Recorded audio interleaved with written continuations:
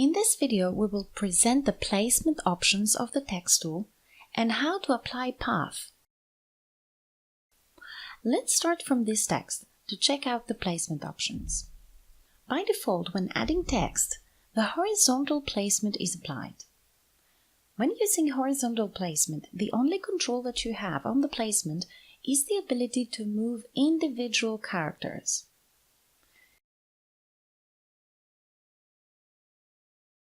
The other placement options are on line segment, on arc, and on user path. When selecting on line segment, the text is placed on a line, and you can edit the line using the green handles on each edges.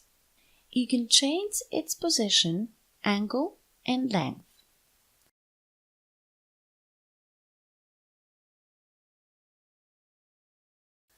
A few additional options are available now, and that is placement, alignment, offset, and reverse direction. Using the alignment options, we can change the position of the text on the line and set the alignment to right, left, center, or full.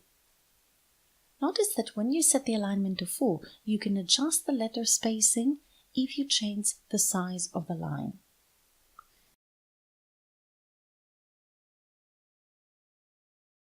Using the offset value, you can adjust the distance of the text from the beginning of the path.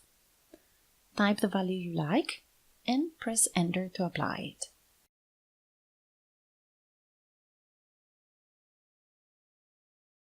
If you choose a reverse direction, you make the text start from the other edge of the line.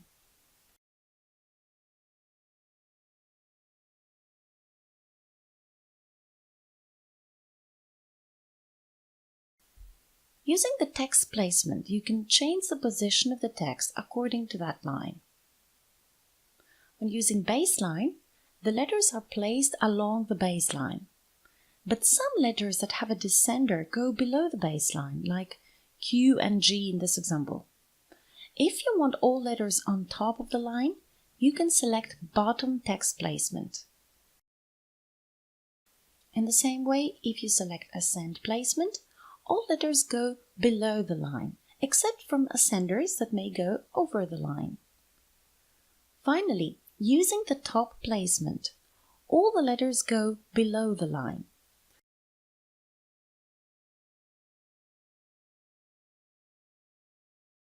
Now, let's have a look at the placement on arc. The text is now placed on an arc, and you have three control handles. One is for the start of the arc, one is for the end of the arc, and the one in the middle is for the radius of the arc.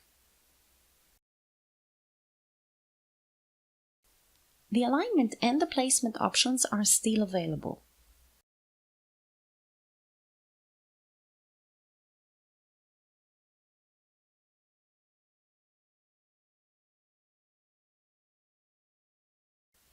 The last placement option is on a user path.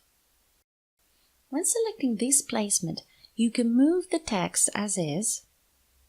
You can also change alignment and placement options. But if you wish to change the path, you need to use the Edit Nodes mode. This way you can add nodes and use all node editing abilities to edit the path that the text is on. This may seem more advanced, but if you are an experienced user, you can create unique baseline effects.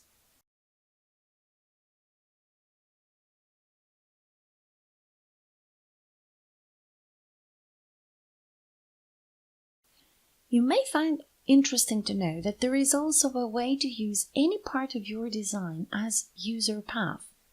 Suppose that we have these text objects and we want to place them on the sails. You can create an auto border for each sail. Then split the outline to create the paths you like.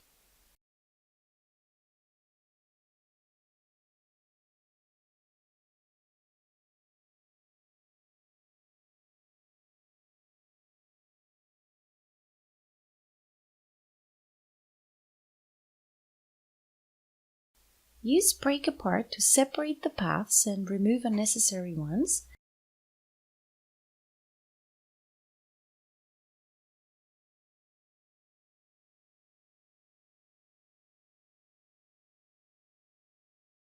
And now you can use any of these lines as a user path.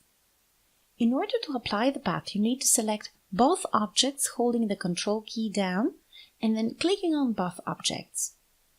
Right-click on top of the selection and from the appearing menu, use the Apply Path option. As you can see, the selected object was used as user path and the text is placed on the object's outline. If you now start the Text tool, you can edit the text normally as with any text object and customize all the options. Of course, you can easily remove the path if you right-click and use Clear Path.